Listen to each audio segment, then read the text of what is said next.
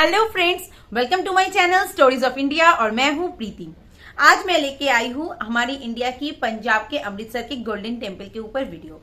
इसके पहले मैंने गोल्डन टेम्पल के ऊपर 2 और वीडियोस बनाए हैं। जैसे कि एक वीडियो में मैंने बताया था इस मंदिर की छोटा सा इंट्रोडक्शन और इस मंदिर के नोमेनक्लेचर मतलब नाम पद्धति के ऊपर, और मेरे दूसरे वीडियो में मैंने इस मंदिर की हिस्ट्री के ऊपर बताया था, क्योंकि हिस्ट्री इस मंदिर का एक बहुत बड़ा पार्ट है। क्योंकि इस मंदिर को बार बार तोड़ा गया और बार बार बनाया गया, तो ये क्यों हुआ, कैसे हुआ, ये सारे उस हिस्ट्री के पार्ट में है। और मेरा आज का जो वीडियो है वो है इस मंदिर की जो आर्किटेक्चर है और वहां पे होने वाले डेली जो सेरेमनीज है उनके ऊपर। तो चलिए शुरू करते हैं आज का वीडियो। यहाँ के पहले बता दो आर्किटेक्चर मतलब वास्तुकला के ऊपर। स्वर्ण मंदिर मतलब गोल्डन टेम्पल की जो वास्तुकला है वो भारतीय उपमहाद्वीप में प्रचलित विभिन्न वास्तुकला प्रथाओं को दर्शाती है, क्योंकि मंदिर के विभिन्न पुनरावृत्तियों को पुनर्निर्माण और जीर्णोद्धार किया गया था। गुरु अर्जुन के अधीन निर्मित हरमंदिर साहिब की पहली संरचना में धर्मशाल और पवित्र जल टैंक मतलब सरोवर की अवधारणाएं शामिल थी। ऊंचे चबूतरे पर मंदिर का निर्माण करके हिंदू मंदिर निर्माण की पारंपरिक पद्धति की नकल करने के बजाय गुरु अर्जुन ने मंदिर को आसपास से नीचे बनाने का फैसला किया, ताकि भक्तों को उस तक पहुंचने के लिए नीचे की ओर चलना पड़े। 4 प्रवेश द्वार दर्शाते हैं कि सिख आस्था सभी 4 पारंपरिक भारतीय जाति वर्णों के लिए समान रूप से खुली है। 1764 से पहले के प्रोटो प्रकार हरमंदिर साहिब का कोई भी जीवित विवरण, चित्रण या रिकॉर्ड मौजूद या ज्ञात नहीं है, जिसे स्वयं सिख गुरु ने बनवाया था। हालांकि कंवरजीत सिंह कांक का मानना है कि मूल गुरु निर्मित संरचना ज्यादातर तुलनीय थी और वर्तमान संरचना की समान थी, जिसके बारे में कहा जाता है कि इसका निर्माण 1764 में किया गया था। जेम्स फर्गुसन ने स्वर्ण मंदिर को उन रूपों में से एक का नमूना माना जो 19वीं शताब्दी में हिंदू मंदिरों की वास्तुकला में विकसित हुए थे। जब 1875 में पंजाब की औपनिवेशिक सरकार द्वारा रुचि की संरचनाओं की एक सूची तैयार की गई और प्रकाशित की गई, तो ये दावा किया गया कि स्वर्ण मंदिर का वास्तुशिल्प डिजाइन जिस रूप में इसका निर्माण रंजीत सिंह ने किया था अंततः मंदिर पर आधारित था। सूफी संत मियां मीर लुइस रूसेलेट ने 1882 में कहा था कि मंदिर जाट वास्तुकला की एक सुंदर शैली है। मेजर हेनरी हॉडी कोल ने इमारत की वास्तुकला को वर्णन किया है कि ये मुख्य रूप से हिंदू शैलियों के महत्वपूर्ण इनपुट के साथ इस्लामी स्रोतों से ली गई है। पारसी ब्राउन ने भी मंदिर को इस्लामी और हिंदू स्थापत्य शैली की संश्लेषण के रूप में वर्गीकृत किया, लेकिन ये भी देखा कि संरचना की अपनी अनूठी विशेषताएं और आविष्कार है। हरमन गोएट्स का मानना था कि मंदिर की वास्तुकला अवध वास्तुकला का कंगड़ा परिवर्तन थी, जिसे सिखों ने अपने निर्माण के लिए अपनाया था, जिसकी वो प्रशंसा करते हैं। हालांकि उन्होंने भारतीय गुरुद्वारे में आमतौर पर पाए जाने वाले वर्कीले तत्वों के लिए मंदिर की आलोचना भी की। एक उदाहरण है रोकोको शैली की कला आलोचना भी की। एक मंदिर का वर्णन या केर और अन्य विद्वानों ने इंड इस्लामिक, मुगल और हिंदू राजपूत वास्तुकला में मिश्रण के रूप में किया है। गर्भगृह 12.25 इंटू 12.25 मीटर वर्ग का है, जिसमें 2 मंजिला और एक सोने की पत्ती वाला गुंबद है। इस गर्भगृह में एक संगमरमर का मंच है जो 19.7 इंटू 19.7 मीटर वर्ग का है। ये लगभग एक वर्गाकार मतलब 154.5 इंटू 148.5 मीटर स्क्वायर तालाब के अंदर स्थित है, जिसे अमृतसर या अमृत सरोवर कहा जाता है। अमृत का अर्थ है अमृत और सरोवर का संक्षिप्त रूप है और इसका अर्थ है तालाब। ये पूल 5.1 मीटर गहरा है और 3.7 मीटर चौड़े गोलाकार संगमरमर मार्ग से घिरा हुआ है, जो दक्षिणावर्त परिक्रमा करते हैं। गर्भगृह एक पक्की सड़क द्वारा मंच से जुड़ा हुआ है और पक्की सड़क के प्रवेश द्वार को दर्शनीदारी मतलब दर्शनदार से कहा जाता है। जो लोग कुंड में डुबकी लगाना चाहते हैं उनके लिए मंदिर हर की पौड़ी तक आधा षटकोणीय आश्रय और पवित्र सीढ़ियां प्रदान करती है। कई सिखों का मानना है कि कुंड में स्नान करने से पुनर्स्थापनात्मक शक्तियां प्राप्त होती है, जिससे व्यक्ति के कर्म शुद्ध हो जाते हैं। कुछ लोग विशेष रूप से बीमार मित्रों और रिश्तेदारों के लिए पूल के पानी की बोतलें घर ले जाते हैं। पुल का रख रखाव स्वयं सेवकों द्वारा किया जाता है, जो समय समय पर इसकी निकासी और गाद निकालकर सेवा करते हैं। मंदिर का एक भाग हर की पौड़ी के नाम से जाना जाता है, जो मंदिर के पीछे की ओर स्थित है, जहां तीर्थयात्री और उपासक पवित्र मंदिर के तालाब से पानी का एक घूंट ले सकते हैं। मंदिर परिसर की दैनिक सफाई के लिए उपयोग किया जाने वाला पानी भी इसी खंड से प्राप्त किया जाता है। दूध की मात्रा को पतला करने के लिए दूध में पानी मिलाया जाता है। इस संयुक्त घोल का उपयोग दैनिक आधार पर मंदिर की सतहों को साफ करने के लिए किया जाता है। गर्भगृह में 2 मंजिलें हैं। सिख ग्रंथ गुरु ग्रंथ साहिब को हर दिन लगभग 20 घंटे के लिए निचले वर्ग के फर्श पर बैठाया जाता है और 4 घंटे के लिए इसे सुखासन और प्रकाश के लिए एक पालकी में विस्तृत समारोहों के साथ अकाल तख्त के अंदर अपने शयन कक्ष में ले जाया जाता है। बैठे हुए धर्म ग्रंथ वाला फर्श प्रवेश द्वार के स्तर से कुछ कदम ऊपर उठाया गया है। गर्भगृह में ऊपरी मंजिल एक गैलरी है और सीढ़ियों से जुड़ी हुई है। भूतल सफेद संगमरमर से बना है, जैसे कि गर्भगृह के 4 ओर का मार्ग है। गर्भगृह के बाहरी हिस्से में सोने से बनी तांबे की प्लेट है।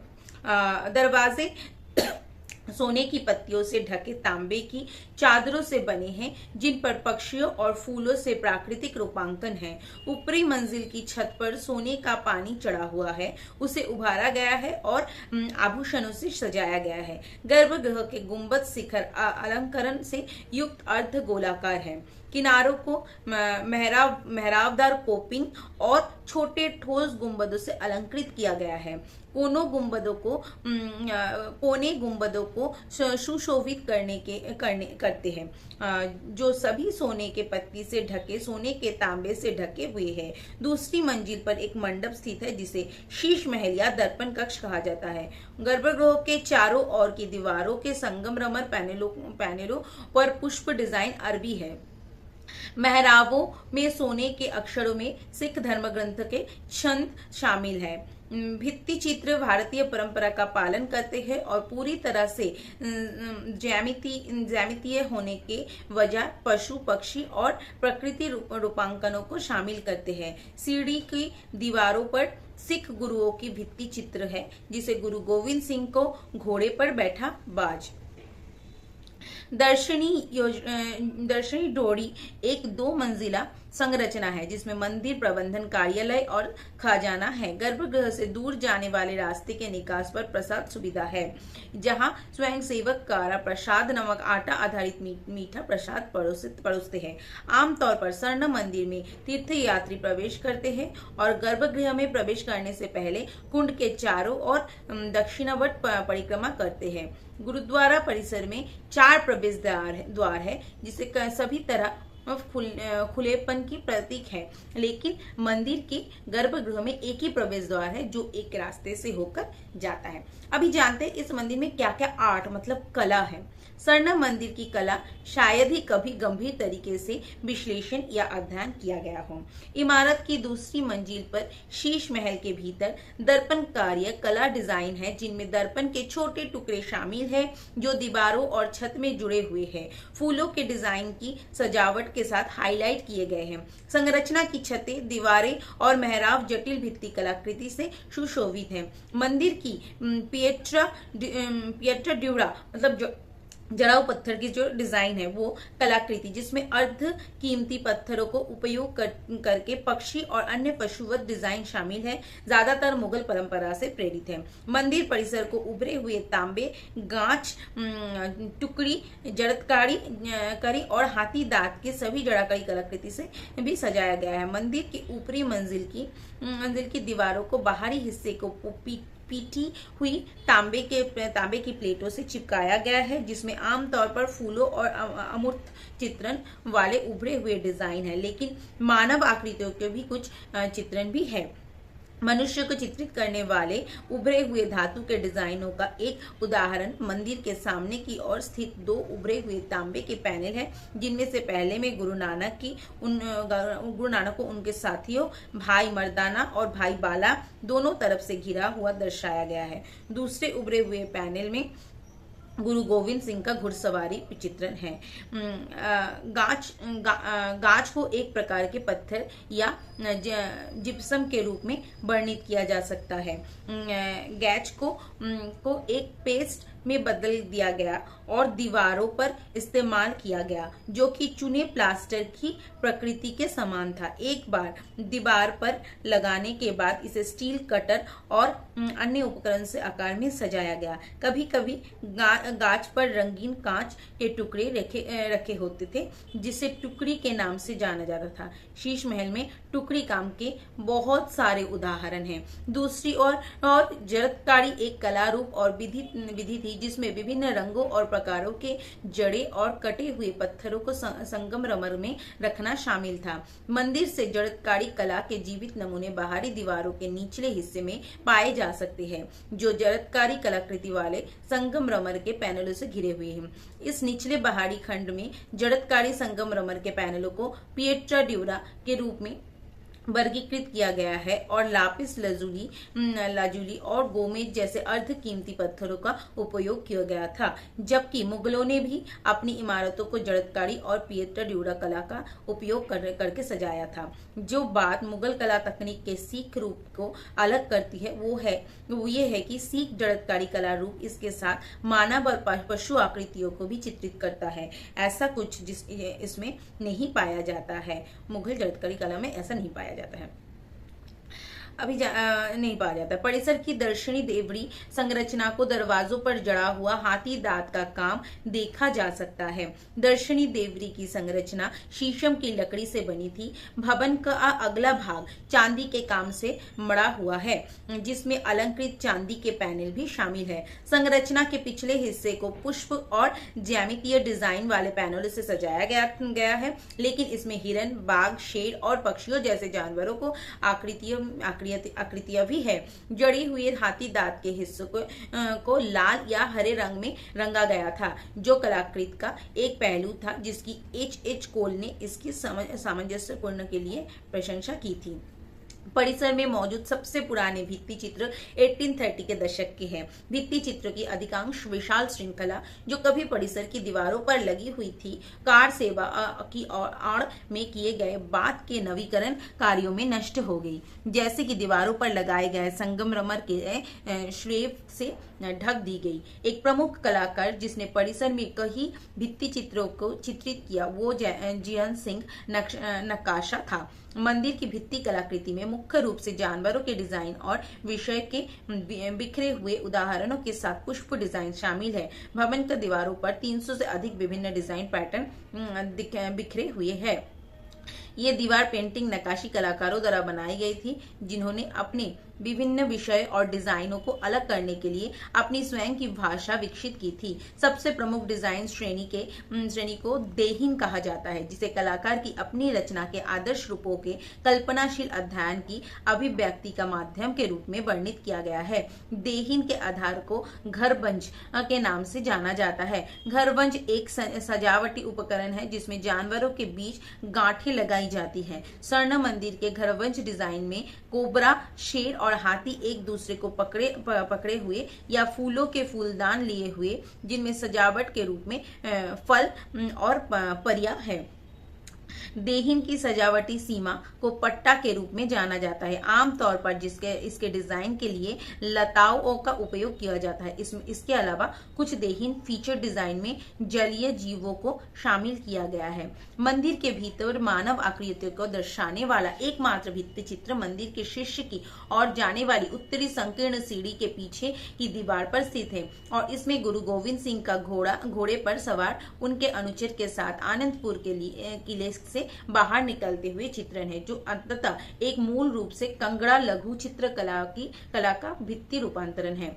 जब एच कोल ने स्वर्ण मंदिर के भित्ति चित्रों के बारे में लिखा, तो उन्होंने भारतीय पौराणिक अंशों को दर्शाने वाले कई भित्ति चित्र देखे, लेकिन ये भित्ति चित्र तब से समय के साथ लुप्त हो गए हैं और आप अब मौजूद नहीं हैं। जबकि डब्ल्यू वेकफील्ड ने दर्ज किया था कि उन्होंने 1875 में प्रकाशित एक काम में स्वर्ण मंदिर की दीवारों पर चित्रित कामुक हिस्सों को चित्रित करने वाले भित्ति चित्र देखे थे। कंवरजीत सिंह कांग को ये एक नकली खाता लगता है, जो संभवतः गलत है क्योंकि इसका समर्थन करने के लिए कोई पुष्टि करने वाला विवरण नहीं है।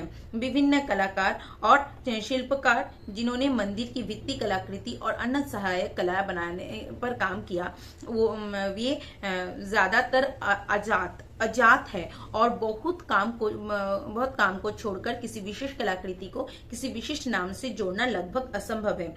एक पारंपरिक सिख कलाकार जिसने स्वर्ण मंदिर में काम किया था, जिसका नाम हरि सिंह था, ने उन सभी कलाकारों, चित्रकारों मतलब नक्काशियों को और शिल्पकारों को नामों की एक सूची तैयार की थी, जिनके बारे में वो बता सकते हैं कि उन्होंने किसी समय स्वर्ण मंदिर में भी काम किया था। मंदिर के नाम इस प्रकार हैं: किशन सिंह, बिशन सिंह, कपूर सिंह, केहर सिंह, महंत ईश्वर सिंह, सरदुल सिंह, जवाहर सिंह, मेहताब सिंह, मिस्त्री जयमल सिंह, हरनाम सिंह, ईश्वर सिंह, ज्ञान सिंह, लाल सिंह, तरन तारन, मंगल सिंह, मिस्त्री नारायण सिंह, मिस्त्री जीत सिंह, आत्मा सिंह, दर्जामल और वीर सिंह। पिछले कुछ वर्षों में मंदिर में हुए विभिन्न परिवर्तनों और जीर्णोद्धार के दौरान खोई गई अधिकांश कलाकृति भित्ति चित्र थी। 19वीं शताब्दी के अंतिम वर्षों के आसपास मंदिर में भित्ति चित्र लुप्त होने लगे, जब भक्तों को मंदिर की दीवारों पर लगाने के लिए जड़े हुए संगमरमर का पैनल दान करना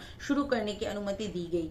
इन संगमरमर के पैनलों से ढकी हुई दीवारें आमतौर पर भित्ति चित्रों से चित्रित होती थी और इस प्रकार भित्ति चित्र या तो संगमरमर के पैनलों के नीचे छिप जाते थे या नष्ट हो जाते थे। स्वर्ण मंदिर के चारों ओर कई पारंपरिक इमारतें हुआ करती थी, जिन्हें बुंगस के नाम से जाना जाता था। ये बुंगा भित्ति चित्र का एक बड़ा स्तोत्र और संग्रह थे और इस प्रकार उनकी कलाकृति ताप खो गई जब धार्मिक स्थल के आधुनिकीकरण और इसकी परिक्रमा के विस्तार की आड़ में वर्षों से बुंगा के विशाल हिस्से को ध्वस्त कर दिया गया। जब दर्शनी देवरी को संगमरमर के पैनलों से ढक दिया गया तो महंत ईश्वर सिंह द्वारा बनाई गई कई दीवार पेंटिंग ढक गई और उनके कारण नष्ट हो गई। अब जानते इस मंदिर के अकाल तख्त और तेजा सिंह समुद्री हॉल के बारे में। गर्भगृह और मार्ग के सामने अकाल तख्त की इमारत है। ये प्रमुख तख्त है जो सिख धर्म में अधिकार का केंद्र है। इसके नाम अकाल तख्त का अर्थ है कालातीत मतलब भगवान का सिंहासन। इस संस्था की स्थापना गुरु हरगोविंद ने अपने पिता गुरु अर्जुन की शहादत के बाद औपचारिक, आध्यात्मिक और धर्मनिरपेक्ष मामलों को संचालन के लिए एक स्थान के रूप में की थी, जो अपने स्थान से दूर सिख गुरुद्वारों पर व्याधकारी रीट जारी करता था। बाद में गुरु हरगोविंद द्वारा स्थापित तख्त के ऊपर एक इमारत का निर्माण किया गया और इसे अकाल बुंगा के नाम से जाने लगा। अकाल तख्त को तख्त श्री अकाल बुंगा के नाम से भी जाना जाता है। सिख परंपरा में 5 तख्त है जो सभी सिख धर्म के प्रमुख तीर्थ स्थल है। ये आनंदपुर, पटना, नांदेड़, तलवंडी, साबो और अमृतसर में है।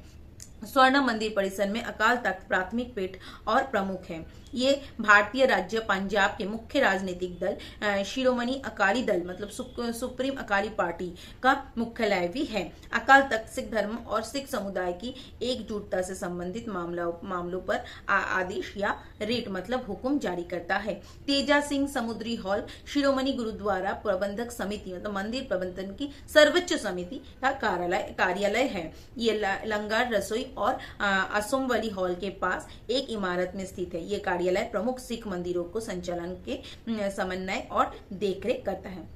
अब जानते हैं इस मंदिर की रामगढ़िया बुंगा और क्लॉक टावर के बारे में। रामगढ़िया बुंगा टैंक के चारों ओर परिक्रमा मार्ग से दिखाई देने वाली 2 ऊंची मीनारे हैं। इसका नाम मीनारे का नाम एक सिख उपसमूह के नाम पर रखा गया है। लाल बलुआ पत्थर की मीनार शैली बुंगा बुंगा टावर का निर्माण 18वीं शताब्दी में किया गया था, जो अफगान हमलों पर मंदिर विध्वंस का काल था। इसका नाम सिख योद्धा और रामगढ़िया मिस्र प्रमुख जस्सा सिंह रामगढ़िया के नाम पर रखा गया है। इसका निर्माण प्रहरी के लिए मंदिर के वॉच टावर के रूप में किया गया था, ताकि ये मंदिर और आसपास के क्षेत्र में आने वाले किसी भी सैन्य हमला पर नजर रख सके और स्वर्ण मंदिर परिसर की सुरक्षा के लिए तेजी से सुरक्षा जुटाने में मदद कर सके। फेनेज और मैकलियोड के अनुसार 18वीं शताब्दी के दौरान सिख मुस्लिम प्रमुखों और अमीर समुदायों ने क्षेत्र की निगरानी करने, सैनिकों को रखने और मंदिर की रक्षा के लिए मंदिर के चारों ओर विभिन्न आकृतियों के 70 से अधिक ऐसे बुंगा बनाए। ये रक्षात्मक उद्देश्यों को पूरा करते थे, सिख तीर्थयात्रियों के लिए आवास प्रदान करते थे और 19वीं शताब्दी में शिक्षा के केंद्र के रूप में कार्य करते थे। ब्रिटिश औपनिवेशिक काल के दौरान अधिकांश बुंगाओं को ध्वस्त कर दिया गया था। रामगढ़िया सिख समुदाय की पहचान उनके ऐतिहासिक बलिदानों और सदियों से स्वर्ण मंदिर की रक्षा में योगदान का प्रतीक बना हुआ है। मंदिर के मूल संस्करण में घंटाघर मौजूद नहीं था। इसके स्थान पर एक इमारत थी जिसे अब खोया हुआ महल कहा जाता है। ब्रिटिश भारत के अधिकारी द्वितीय अंगल सिख युद्ध के बाद इस इमारत को ध्वस्त करना चाहते थे और एक बार उन्होंने सिख साम्राज्य पर कब्जा कर लिया था। सिखों ने विध्वंस का विरोध किया, लेकिन इस विरोध के नजरअंदाज कर दिया गया। इसके स्थान पर घंटाघर जोड़ा गया। क्लॉक टावर को जॉन गॉर्डन द्वारा लाल ईंटों के साथ गॉथिक कैथेड्रल शैली में डिजाइन किया गया था। क्लॉक टावर का निर्माण 1862 में शुरू हुआ और 1874 में पूरा हुआ। टावर को लगभग 70 साल बाद सिख समुदाय ने ध्वस्त कर दिया था। इसके स्थान पर मंदिर के साथ अधिक साम्राज्यपूर्ण डिजाइन के साथ एक नया प्रवेशद्वार बनवाया गया था। उत्तर की ओर इस प्रवेशद्वार पर एक घड़ी है। इसकी ऊपरी मंजिल पर एक संग्रहालय है और इसे घंटाघर देवरी कहा जाता है। अब जानते हैं यहाँ के बेड़ के पेड़ के बारे में। स्वर्ण मंदिर परिसर मूल रूप से खुला था और पुल के चारों ओर कई पेड़ थे। अब ये 4 प्रवेश द्वार वाला एक 4 दीवारी वाला 2 मंजिल प्रांगण है, जिसमें 3 बेड़ के पेड़ संरक्षित है। उनमें से एक घड़ी के साथ मुख्य घंटाघर देवरी प्रवेश द्वार के दाई और है और इसे बेड़ बाबा बुद्ध कहा जाता है। सिख परंपरा में ये माना जाता है कि ये पेड़ है जहाँ बाबा बुद्ध तालाब और पहले मंदिर के निर्माण की देखरेख के लिए बैठे थे। दूसरे पेड़ की लाची बेड़ कहा जाता है। ऐसा माना जाता है कि मंदिर के निर्माण के दौरान गुरु अर्जुन ने इसी पेड़ के नीचे विश्राम किया था। तीसरे को दुख भंजनी बेड़ कहा जाता है, जो गर्भगृह के दूसरी ओर कुंड के पास स्थित है। सिख परंपरा में ये माना जाता है कि पेड़ ये स्थान था जहाँ की सिख ने कुंड में डुबकी लगाने के बाद अपना कुष्ठ रोग ठीक कर लिया था, जिससे पेड़ को दुख दूर करने वाला की उपाधि दी गई। पेड़ के नीचे एक छोटा सा गुरुद्वारा है। अत तीर्थ या 68 तीर्थों के बराबर स्थान दुख भंजनी बेड़ के पेड़ के नीचे छाया में है। चार्ल्स टाउनसेंड का कहना है कि सिख श्रद्धालुओं का मानना है कि इस स्थान के पास के कुंड में स्नान करने से भारत के 68 तीर्थ स्थानों को यात्रा के समान फल मिलता है। अब जानते हैं सिख इतिहास संग्रहालय के बारे में। मुख्य घंटाघरी देवरी के उत्तर प्रवेश द्वार पर सिख परंपरा के अनुसार पहली मंजिल पर एक सिख इतिहास संग्रहालय है। प्रदर्शन में गुरुओं और शहीदों की विभिन्न पेंटिंग दिखाई गई है, जिनमें से कई अपने इतिहास को लेकर सिखों को उत्पीड़न का वर्णन करती है। साथ ही तलवार, करतार, कंघी, चक्कर जैसी ऐतिहासिक वस्तुएं भी दिखाई गई है। घंटाघर के पास लेकिन मंदिर प्रांगण के बाहर एक नया भूमिभग संग्रहालय भी सिख इतिहास को दर्शाता है। लुईस ई फेनेज के अनुसार ये प्रदर्शन सिख धर्म की समानांतर परंपराओं को प्रस्तुत नहीं करता है और आंशिक रूप से अनैतिहासिक है, जैसे कि बिना सिर वाले शरीर का लड़ना जारी रखना। लेकिन ये एक महत्वपूर्ण कलाकृति है और इसे सिख धर्म में अपने इतिहास को उत्पीड़न के रूप में प्रस्तुत करने की सामान्य प्रवृत्ति को दर्शाता है। युद्ध में शहादतों और वीरता गुरुद्वारे के मुख्य प्रवेश द्वार पर कई स्मारक पट्टिकाएं हैं, जो पिछले सिख ऐतिहासिक घटनाओं, संत और शहीदों, रंजीत सिंह के योगदान के साथ साथ उन सभी सिख सैनिकों के स्मारक शिलालेख हैं जो दो विश्व युद्ध और विभिन्न भारत पाकिस्तान में लड़ते हुए मारे गए थे। अब जानते हैं गुरु रामदास लंगर के बारे में। हरमंदिर साहिब परिसर में एक लंगर एक समुदाय द्वारा संचालित निःशुल्क रसोई और डाइनिंग हॉल है। ये प्रवेश द्वार के बाहर दुख भंजनी बेड़ के पास आंगन के पूर्व की ओर से जुड़ा हुआ है। यहाँ उन सभी आगंतुकों को भोजन परोसा जाता है जो इसे चाहते हैं। धर्म, लिंग या आर्थिक पृष्ठभूमि की परवाह किए बिना शाकाहारी भोजन परोसा जाता है और सभी लोग समान रूप से एक साथ भोजन करते हैं। सभी लोग फर्श पर पंक्तियों में बैठते हैं जिसे संगत कहा जाता है।